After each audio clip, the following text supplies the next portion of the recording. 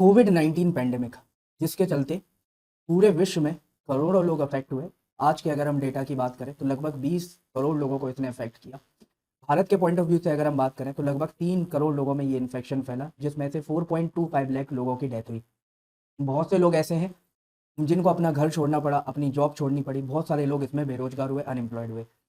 तो इसी से निकलता हुआ एक डेटा आया है, अनएम्प्लॉयमेंट से रिलेटेड ये डेटा है, जिस पर आज हम डिस्कशन करने वाले हैं कि बेसिकली अनएम्प्लॉयमेंट क्या होता है, क्या इसके कॉजेज है, किस तरीके से ये हमारी सोसाइटी पे इम्पैक्ट डालता है। तो इन सारी चीज़ों पर हम बात करेंगे।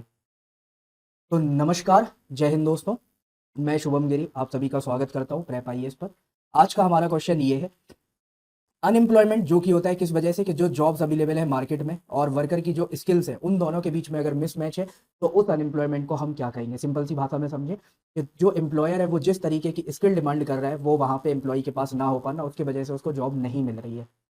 तो इसको हम क्या बोलेंगे। फर्स्ट वन है साइक्लिकल, सेकंड फ्रिक्शनल, स्ट्रक्चरल या फिर डिसगाइज्ड अनएम्प्लॉयमेंट। आंसर करें आप कमेंट सेक्शन में। बढ़ते हैं हमारे टॉपिक की तरफ। तो न्यूज़ आई है यहाँ पे इंडियन एक्सप्रेस की, जिसमें एनसीआरबी का एक डेटा कोट किया गया है। 2 अगस्त को लोकसभा में एक क्वेश्चन पूछा गया था, उसके रेस्पॉन्स में ये आंसर दिया गया पार्लियामेंट में, जिसमें बताया कि 2016 से लेकर 2019 तक जो अनएम्प्लॉयमेंट की वजह से सुसाइड्स होती है उसमें 24% का स्पाइक देखने को मिला है। 24% से इंक्रीज हुई है। प्रिसाइज अगर हम डेटा की बात करें तो 2016 में 2298 लोगों ने सुसाइड की बिकॉज ऑफ अनएम्प्लॉयमेंट। वहीं पे अगर हम 2019 की बात करें तो 2019 में 2851 लोगों ने सुसाइड की, जो कि क्या है 24% का आप बोल सकते हो यहाँ पे एक इंक्रीज है। इससे और आगे अगर हम बात करें तो CMIE की रिपोर्ट के अनुसार 32 लाख सैलरीड लोग ऐसी हैं जिनकी जुलाई के मंथ में जॉब गई है। अगर हम पिछले साल कंपेयर करें 2019 से, पिछले साल, तो 2019 जुलाई में जो एम्प्लॉयड सैलरी पर्सनल्स थे वो थे 8.6 करोड़, और वहीं पे यही डेटा जुलाई 2021 में हो जाता है 7.64 करोड़। तो इस कोविड पैंडेमिक के चलते बहुत सारे लोगों ने अपनी जॉब खोई है। अब ऐसा नहीं है कि हर जगह नेगेटिविटीज ही है, कि पूरा नेगेटिव ही दिख रहा है। कुछ पॉजिटिव सिम्टम्स भी हमें देखने को मिले। CMIE के डेटा के अकॉर्डिंग ही, CMIE का फुल फॉर्म है centre for monitoring of Indian economy. इस पॉजिटिव डेटा की अगर हम बात करें तो हमारे यहाँ पे हाल ही में 3.04 करोड़ स्मॉल ट्रेडर और जो वेज लेबरर्स होते हैं जो डेली बेसिस पे काम करते हैं वो ऐड हुए हैं। साथ में 30 लाख फार्मर हमारे देश में बढ़े हैं। अगर हम बात करें डीजल और कार की सेल्स में इंक्रीज हुआ है। GST कलेक्शन अभी फिर से इंक्रीज हुआ है। तो ये कुछ साइंस हैं जो हमें बता रहे हैं कि इकोनॉमी हमारे फिर से रिकवर कर रही है।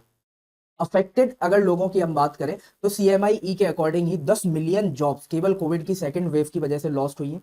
वहीं पे 97% हाउस होल्ड ऐसे हैं जिनकी इनकम में डिक्लाइन हुआ है, कि मतलब अगर पहले 100 रुपए कमाते थे तो आज 96 रुपीज कमा रहे हैं। 97%, मतलब आप बोल सकते हो सबकी ही इनकम में यहाँ पे एक तरीके से डिक्लाइन देखने को मिला है। बात कर लेते हैं अनएम्प्लॉयमेंट होता क्या है। तो देखो, अनएम्प्लॉयमेंट की वो सिचुएशन होती है कि जहां पे आप काम ढूंढ रहे हो, एक्टिवली आप यहाँ पे काम करना चाह रहे हो लेकिन आपको काम नहीं मिल रहा है। ठीक है, बेसिकली आप काम करना चाह रहे हो, आपके पास उस टाइप की स्किल्स है, या फिर हो सकता है आपके पास स्किल्स नहीं है लेकिन आप काम करना चाह रहे हो, किसी ना किसी रीजन की वजह से आपको वो काम नहीं मिल रहा है, तो आपको अनएम्प्लॉयड बोला जाएगा। देश में बेरोजगारी बहुत हाई है, तो ये टॉपिक डिस्कस करना और भी ज्यादा इंपॉर्टेंट हो जाता है। NSSO की अगर हम बात करें तो NSSO अनएम्प्लॉयमेंट और एम्प्लॉयमेंट को कुछ फॉलोइंग तरीके से डिफाइन करता है। सबसे पहले आता है जैसे वर्किंग। अगर कोई भी इंडिविजुअल किसी भी इकोनॉमिक एक्टिविटी में अगर लगा हुआ है, वो इकोनॉमिक एक्टिविटी कोई सी भी हो सकती है।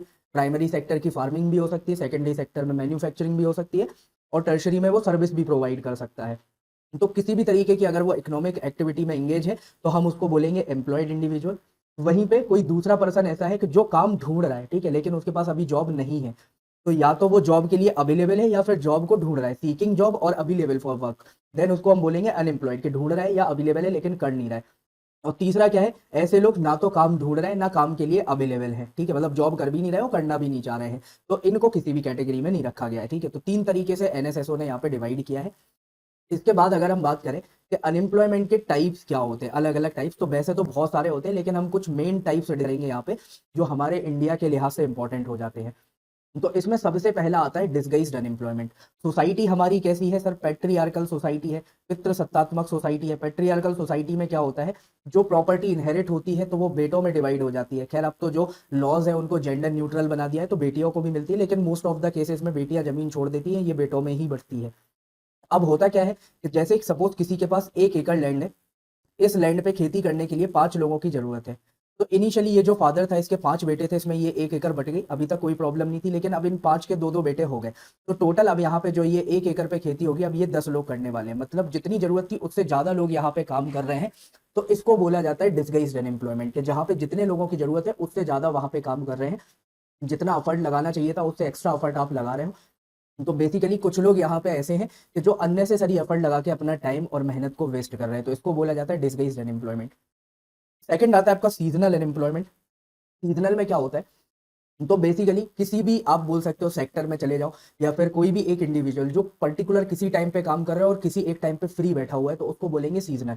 जनरली ये देखने को मिलेगा आपको फार्मर्स के केस में, कि जब खेती होती है तो वो लोग अपने गांव लौट जाते हैं, और जब खेती खत्म हो जाती है, बेसिकली जब फसल ग्रो होती है, तो उस टाइम पे वो शहर पे आके वेज लेबर का काम करने लगते हैं। तो इसको बोला जाता है सीजनल अनएम्प्लॉयमेंट।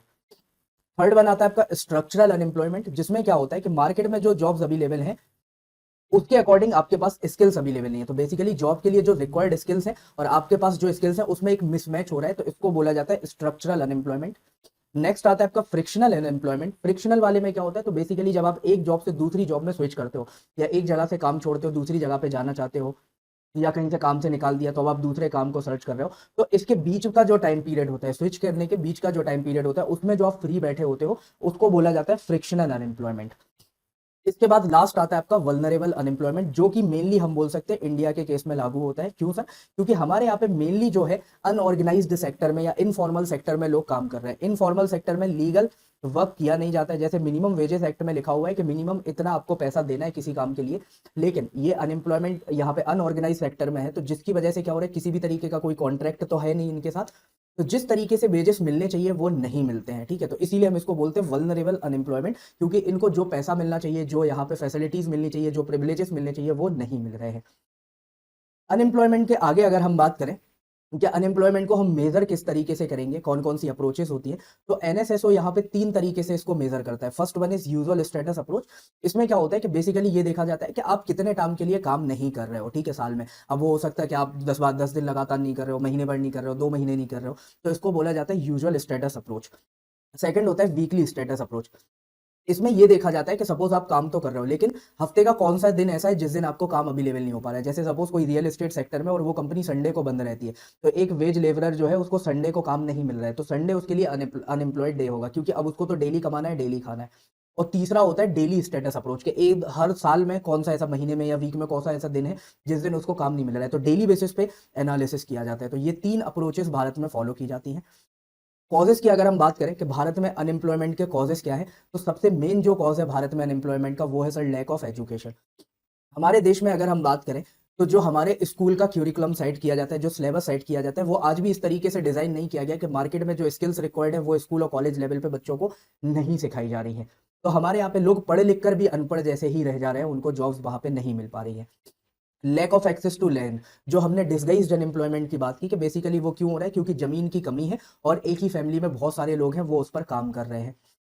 इसके बाद हमारे यहाँ पे मेनली लोग कहते हैं अनऑर्गेनाइज सेक्टर में, तो इसीलिए उनको पैसा कम मिलता है, तो वो वल्नरेबल अनएम्प्लॉयमेंट की कंडीशन में फंस जाते हैं, या सीजनल अनएम्प्लॉयमेंट में आप बोल सकते हो फंस रहे हैं यहाँ पे। इसके बाद स्किल्स की कमी होना, ये सब क्यों हो रहा है, क्योंकि हमारे यहाँ पे वोकेशनल ट्रेनिंग, टेक्निकल ट्रेनिंग, ये चीजें प्रोवाइड ही नहीं की जाती हैं। नेक्स्ट, अब देखो यहाँ पे क्या है, एजुकेशन नहीं है, लैंड का एक्सेस नहीं है, लो वेजेस हैं, तो ऐसा बंदा कहाँ फंसेगा सर? गरीबी में फंसेगा, वो पॉवर्टी की साइकिल में फंसेगा। अनएम्प्लॉयड है तो उसके पास पैसा नहीं आएगा, ऐसा नहीं आएगा तो सर उसके पास खाने को नहीं रहेगा, ठीक है, तो उसकी हेल्थ डिट्रोइट होगी, तो उसके पास हेल्थ सर्विसेज का एक्सेस नहीं रहेगा और न्यूट्रिशियस फूड का एक्सेस नहीं रहेगा। तो जब न्यूट्रिशियस फूड और हेल्थ सर्विसेज का एक्सेस नहीं रहेगा, तो जो लर्निंग आउटकम होगा वो कैसा होगा? पुअर होगा, तो स्किल्स उसकी डेवलप ही नहीं हो पाएंगी। और इसके बाद जो सबसे मेजर कॉज है कि जैसे जमीन कम क्यों है या लो वेजेस क्यों मिल रहे हैं, ये सब क्यों हो रहा है, क्योंकि हमारे यहाँ पे पॉपुलेशन बहुत ज्यादा है। एक ही काम को करने के लिए 10 लोग खड़े हुए हैं, तो कंपटीशन इतना हो जाता है कि जो सबसे कम में करने को तैयार है उसको वो जॉब ऑफर कर दी जाती है। तो ये वन ऑफ द रीजंस है। इसके बाद अगर हम कुछ और रीजंस की बात करें, तो जैसे स्टेट को जो इंफ्रास्ट्रक्चर सपोर्ट देना चाहिए था, तो वो इनएडुकेट है, उतना सपोर्ट स्टेट नहीं कर रहा है। लीगल कॉम्प्लेक्सिटीज हमारे यहाँ पे बहुत ज्यादा है, सेंटर के बहुत सारे कानून बने हुए हैं, स्टेटों के कानून बने हुए हैं यहाँ पे, और कुछ कानून तो ऐसे हैं कि एक ही चीजों पर दोनों ने बना के रखे हुए हैं। इंफ्रास्ट्रक्चर हमारे यहाँ पे अच्छा खासा डेवलप नहीं है। फिर जो स्मॉल ट्रेडर्स होते हैं उनको फाइनेंशियल हेल्प इतने इजीली नहीं मिल पाती और मार्केट लिंकेज भी इजीली नहीं मिल पा रहा है। मैन्युफैक्चरिंग सेक्टर की अगर हम बात करें तो वहाँ पे हमारा इन्वेस्टमेंट बहुत कम है, तो हम मैन्युफैक्चरिंग नहीं कर पा रहे हैं। मेनली हम एग्रीकल्चर डिपेंडेंट कंट्री है, लेकिन हमारे यहाँ पे जो एग्रीकल्चर भी है वो कैसा है, रेन फेड एग्रीकल्चर है, हम मानसून पे डिपेंड करते हैं, तो हमारे यहाँ पे एग्रीकल्चरल प्रोडक्टिविटी भी लो है। फिर इसके बाद अगर हम बात करें कि जो एग्रीकल्चरल हमारे यहाँ पे फार्मर्स होते हैं, अब उनके पास रिक्वेसाइट स्किल्स नहीं है, तो इस वजह से क्या है, वो मैन्युफैक्चरिंग और टर्शरी सेक्टर में इजीली ट्रांजिट भी नहीं कर पाते, तो ट्रांजिशन भी उतना स्मूथ नहीं हो पा रहा है उनके लिए। और सोसाइटी कैसी है, पेट्रियार्कल सोसाइटी है, तो वुमेन्स पे बहुत ज्यादा रेस्ट्रिक्शन लगाई गई है, इसीलिए फीमेल लेबर फोर्स पार्टिसिपेशन है हमारे यहाँ पे बहुत कम है। अब यहाँ पे इम्पैक्ट क्या होगा सर, इम्पैक्ट की अगर हम बात करें तो देखो, सबसे पहले तो क्या हो गया, अगर आपके पास जॉब नहीं है तो आप फंसोगे गरीबी की साइकिल में, पॉवर्टी आएगी, गरीबी आएगी, गरीबी आने से क्या होगा, लोगों के पास घर नहीं होंगे, घर नहीं होंगे तो लोग मार्जिनलाइज्ड फील करेंगे, अलग थलग अपने आप को, उनका एक सोशल डिसइंटीग्रेशन हो जाएगा। और इसी पॉइंट पे क्या रहेगा, पॉलिटिशियंस जो होते हैं बेसिकली, जो किसी तरीके की पॉलिटिक्स कर रहे हैं, वो इनको अपने साइड खींचेंगे, ठीक है। अब वो अपने साइड खींचेंगे तो मोस्ट प्रोबेबल है कि वो इनको क्राइम की तरफ ढकेल सकते हैं, तो सोसाइटी में क्या होगा, क्राइम बढ़ेगा। दूसरा क्या है, सोशल डिसइंटीग्रेशन होगा, घर नहीं होंगे तो इनकी कंडीशन क्या होगी कि ये लोग स्लम्स जैसे एरिया में रहेंगे, जहां पे इनके पास फूड इनसिक्योरिटी होगी, खाने को पर्याप्त नहीं मिल रहा होगा। खाने को नहीं मिल रहा है तो सर मॉर्बिडिटी और मोर्टेलिटी के चांसेस बढ़ जाएंगे, मैटरनल मोर्टेलिटी, इन्फेंट मोर्टेलिटी, ये सारी जो इंडेक्सेस हैं उसमें हम ऊपर ही जाएंगे। अब बच्चा वहां पे सरवाइव कर भी जाता है तो वो फिजिकली या मेंटली डिसेबल होगा। फिजिकली मेंटली डिसेबल का मतलब ये नहीं है कि उसका हाथ या पैर टूटा होगा या फिर वो पागल होगा, ऐसा नहीं, मतलब इसमें क्या होगा, बेसिकली उसका लर्निंग आउटकम पुअर होगा, जिसकी वजह से क्या होगा, अगर वो कोई स्किल्स सीखने भी जा रहे हैं तो उस तरीके से नहीं सीख पाएगा। एजुकेशन ले रहा है तो ग्रैबिंग कैपेसिटी, जो रिटेंशन कैपेसिटी है वो उसकी अच्छी नहीं होगी, तो ओवरऑल उसके डेवलपमेंट को अफेक्ट करेगा। दूसरा क्या है, उसकी इम्यूनिटी वीक रहेगी, तो बार बार उस पर डिसीजेस अफेक्ट करेंगी, तो जितने दिन काम करना चाहिए उतने दिन वो काम नहीं कर पाएगा यहाँ पे। तो ये कुछ रीजंस, ये कुछ इम्पैक्ट है। सरकारों ने इसके लिए कुछ भी नहीं किया है, तो आंसर है नो। सरकारों ने इसके लिए बहुत सारे स्टेप्स लिए हैं, जैसे इंटीग्रेटेड रूरल डेवलपमेंट प्लान लाया गया 1980s में, इसके बाद जवाहर रोजगार योजना लाई गई, सबसे मेजर जो स्टेप लिया गया वो था मनरेगा, एमजी नरेगा जिसको हम बोलते हैं, राइट टू वर्क भी बोला जाता है। इसमें 100 दिन का गारंटीड एम्प्लॉयमेंट प्रोवाइड किया जाता है। कुछ और स्टेप्स की अगर हम बात करें तो जैसे स्टार्टअप इंडिया हो गया, स्टैंड अप इंडिया हो गया, मुद्रा योजना हो गया, प्रधानमंत्री कौशल विकास योजना हो गए, ये सारे स्टेप्स ऐसे हैं जो गवर्नमेंट के द्वारा लिए गए हैं। इसके बाद जैसे आत्मनिर्भर भारत अभियान चलाया गया ताकि इंडिया को सेल्फ सफिशिएंट बनाया जा सके, तो ऐसे बहुत सारे स्टेप्स हैं जो गवर्नमेंट ने लिए हैं। तो सर यहाँ पे एक वे फॉरवर्ड क्या हो सकता है, तो वे फॉरवर्ड में सबसे इंपॉर्टेंट चीज आती है कि सर आपको डिमांड क्रिएट करनी पड़ेगी, ठीक है। डिमांड क्रिएट करोगे तो क्या होगी, सप्लाई बढ़ेगी, सप्लाई बढ़ेगी तो नई नई मैन्युफैक्चरिंग यूनिट्स लगेंगी, नंबर ऑफ जॉब्स इंक्रीज होंगी, नंबर ऑफ जॉब्स इंक्रीज होगी, सप्लाई बढ़ेगी तो क्या होगा, इकोनॉमिक ग्रोथ होगी देश में, और देश में इकोनॉमिक ग्रोथ होगी तो फिर से क्या होगा सर, डिमांड बढ़ेगी। कुछ और स्टेप्स की अगर हम बात करें तो गवर्नमेंट को जरूरत है कि जो लेबर इंटेंसिव सेक्टर्स हैं उन पर फोकस किया जाए। अब लेबर इंटेंसिव सेक्टर्स कौन कौन से होते हैं, तो जैसे आपका टेक्सटाइल हो गया, लेदर हो गया, फूड प्रोसेसिंग हो गया, रियल एस्टेट हो गया, इन सेक्टर्स पे गवर्नमेंट फोकस करे। दूसरा गवर्नमेंट क्या कर सकती है, तो जैसे पुलिस हो गया, जुडिशरी हो गया आपका, ठीक है। फिर इसके बाद अगर हम बात करें एजुकेशन हो गया, हेल्थ हो गया, तो ये जो गवर्नमेंट के डिपार्टमेंट्स हैं इनमें गवर्नमेंट जॉब्स क्रिएट की जा सकती है ताकि लोगों को गवर्नमेंट जॉब मिले। जो रूरल एरियाज हैं उनको जितना ज्यादा हो सके हम उतना ज्यादा डेवलप कर सकते हैं, तो रूरल एरियाज को डेवलप करने की जरूरत है यहाँ पे। फिर इसके बाद हमारे यहाँ पे जैसा मैंने बताया कि इनफॉर्मल सेक्टर में मैक्सिमम लोग फंसे हुए हैं, अनऑर्गेनाइज्ड सेक्टर में, तो उनको फॉर्मल सेक्टर में लाने की जरूरत है। और फिर उनके ऊपर रेगुलेशन करना बहुत इंपॉर्टेंट है कि मिनिमम वेजेस एक्ट वहां पे इंप्लीमेंट हो रहा है या नहीं हो रहा है, दूसरी जो गवर्नमेंट स्कीम्स लेके आई है उसका बेनिफिट मिल रहा है या नहीं मिल रहा है। तो इससे ही अगला पॉइंट आएगा कि गवर्नमेंट स्कीम्स का प्रॉपर इंप्लीमेंटेशन होना चाहिए, साथ में जो लेबर लॉज है उनका इंप्लीमेंटेशन प्रॉपर होना चाहिए ताकि लोग इसके रेगुलेशन के अंदर आए और जो गवर्नमेंट बेनिफिट दिलाना चाह रही है वो उनको मिले। लीगल सिस्टम को लिबरलाइज करने की जरूरत है। अब ये कैसे होगा, तो जो डबल बने हुए हैं, जो लॉज स्टेट ने भी बनाए, सेंटर ने भी बनाया, उनको मर्ज कर दो, और जो अननेसेसरी लॉज हैं जो पुराने टाइम से चले आ रहे हैं उनको हम रिमूव कर सकते हैं। स्किल्स की कमी है तो आप वोकेशनल ट्रेनिंग प्रोवाइड कर सकते हो, टेक्निकल ट्रेनिंग प्रोवाइड कर सकते हो। स्कूल के जो कोर्सेज हैं उनको इस तरीके से डिजाइन करो, कॉलेज के कोर्सेज को, कि ताकि इन फ्यूचर जो भी स्किल्स की डिमांड हो रही है वो बच्चों को पहले से पढ़ाई जा सके। जैसे आज हम बात कर सकते हैं कि फ्यूचर में ऑटोमेशन, रोबोटिक्स, 5G ये टेक्नोलॉजीज डेवलप होंगी, तो आप अभी से स्कूल लेवल पर इनके कोर्सेज रन कर सकते हो, कॉलेज लेवल पर इनके कोर्सेज रन कर सकते हो। फिर जैसा अभी हमने डेटा में देखा कि लगभग 3 करोड़ के अराउंड स्मॉल ट्रेडर्स भारत में इंक्रीज हुए हैं, तो इन नए स्टार्टअप को गवर्नमेंट को फंडिंग करनी चाहिए, ये फंडिंग बहुत ज्यादा इंपॉर्टेंट हो जाती है। फीमेल लेबर फोर्स पार्टिसिपेशन बढ़ाना है। वर्ल्ड बैंक के एक डेटा के अकॉर्डिंग और IMF के डेटा के अकॉर्डिंग अगर इंडिया में जो फीमेल पोटेंशियल है उसका भारत पूरे तरीके से यूटिलाइज करेगा तो हमारी इकोनॉमी जो अभी 8-9% की ग्रोथ रेट को हाईएस्ट टच की है, ये 20% के अराउंड हर साल ग्रोथ करेगी, ये आईएमएफ और वर्ल्ड बैंक का कहना है। जैसे अगर हम इसी साल की बात करें तो आईएमएफ ने प्रेडिक्ट किया है कि 2021 और 22 में इंडिया की जो जीडीपी ग्रोथ होगी वो 9.5% से होगी, और अगर इसमें फीमेल का पार्टिसिपेशन फुल्ली तरीके से हो जाता है तो ये ग्रोथ रेट 20% के अराउंड भी पहुंच सकती है। फीमेल का पार्टिसिपेशन आप कैसे कराओगे, तो देखो जो वर्क प्लेस है वहां पे सेफ्टी इंश्योर करनी पड़ेगी, ट्रांसपोर्टेशन उनके लिए अवेलेबल हो, तो ये आपको इस पार्ट पे भी वर्क करना पड़ेगा। फिर अगर जैसे प्रेगनेंसी होती है तो उस टाइम पे क्रैश फैसिलिटीज हो गई, जो पालना होता है वो सब आपको अवेलेबल कराना पड़ेगा। वर्क प्लेस पे किसी भी टाइप का हरासमेंट ना हो सके, तो गवर्नमेंट ने जो भी एक्ट एक पास किया है, sexual harassment at work place act, इसका स्ट्रिक्ट इंप्लीमेंटेशन होना चाहिए, और अवेयरनेस कैंपेन चलाओ ताकि जो पैट्रियार्कल माइंडसेट है इसको खत्म किया जा सके। इसके बाद हाल ही में सुप्रीम कोर्ट ने यहाँ पे सारे स्टेट्स को बोला है कि हर स्टेट को one nation one ration card की पॉलिसी को फॉलो करना पड़ेगा। तो इस तरीके के और भी स्टेप्स लिए जा सकते हैं जो क्या करें, लेबर्स को यूनाइट कर सके। One nation one ration card के बारे में आपको और ज्यादा समझना हो तो मैंने इस पे एक वीडियो बनाई है, जो आपकी लिंक है वो मैंने डिस्क्रिप्शन बॉक्स में दे रखी है, तो डिस्क्रिप्शन बॉक्स में जाके आप उसको चेक कर सकते हो और उस वीडियो को वहां पे देख सकते हो।